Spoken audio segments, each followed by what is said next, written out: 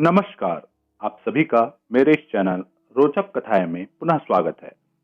आज मैं आपको एक पौराणिक प्रेम कथा बताने जा रहा हूं, जो कि देवराज इंद्र से जुड़ी है। देवलोक की इस रोचक कथा की शुरुआत इंद्र की सभा से हुई थी और दो प्रेमियों को भयंकर श्राप से गुजरना पड़ा था। तो देर नहीं करते शुरू करते हैं आज की कहानी। इस प्रेम कथा में नायक माल्यवान है और नायिका पुष्पवती है।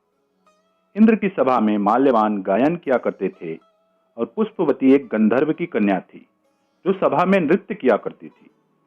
एक समय की बात है जब इन दोनों को ही इंद्र की सभा में एक साथ अपनी अपनी कला का प्रदर्शन करने के लिए बुलाया गया था।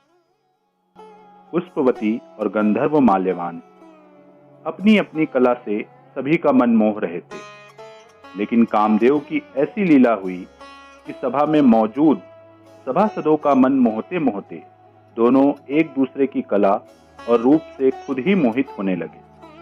परिणाम ये हुआ कि दोनों के सुर ताल अचानक से बिगड़ने लग गए। देवराज इंद्र ने पुष्पवती और गंधर्व माल्यवान की भाव भंगिमा को देखकर तुरंत जान लिया कि वे दोनों एक दूसरे के प्रति मोहित हो रहे हैं और अब उनका ध्यान कला से हट रहा है। क्रोधित होकर इंद्र ने दोनों को पिशाच योनि में जाने का श्राप दे दिया। श्राप के कारण दोनों स्वर्ग से बाहर होकर पिशाच बनकर हिमालय पर वास करने लगे। पुष्पवती और गंधर्व माल्यवान एक साथ हिमालय पर रहकर अनेक तरह के कष्टों को सहन कर रहे थे। एक दिन माघ के महीने की शुक्ल पक्ष की एकादशी तिथि आई और इस दिन संयोग से दोनों को कहीं कुछ भोजन नहीं मिला। रात को दोनों ही भूखे रह गए। इस पर सर्दी के मौसम में दोनों ठिठुर रहे थे और ठंड की वजह से ही दोनों की मृत्यु हो गई। मृत्यु के पश्चात दोनों वापस स्वर्ग में पहुंच गए और वहां इन दोनों को देखकर देवराज इंद्र बहुत हैरान हुए। उन्होंने दोनों से पूछा कि श्राप के कारण तो तुम दोनों पिशाच योनि में चले गए थे, फिर तुम्हें वापस कैसे मुक्ति मिली?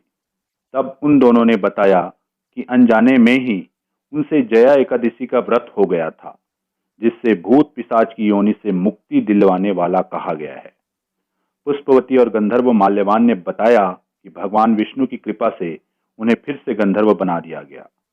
ये सब सुनकर इंद्र ने कहा कि जब भगवान विष्णु ने ही तुम्हें क्षमादान दे दिया है तो मैं कौन होता हूं दंड देने वाला। दोनों प्रेमियों को देवराज इंद्र ने स्वर्ग में साथ रहने का वरदान दिया।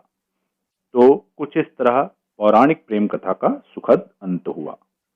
अगर आपको मेरा ये वीडियो पसंद आया हो तो वीडियो को लाइक कीजिए और मेरे चैनल को सब्सक्राइब कीजिए। धन्यवाद।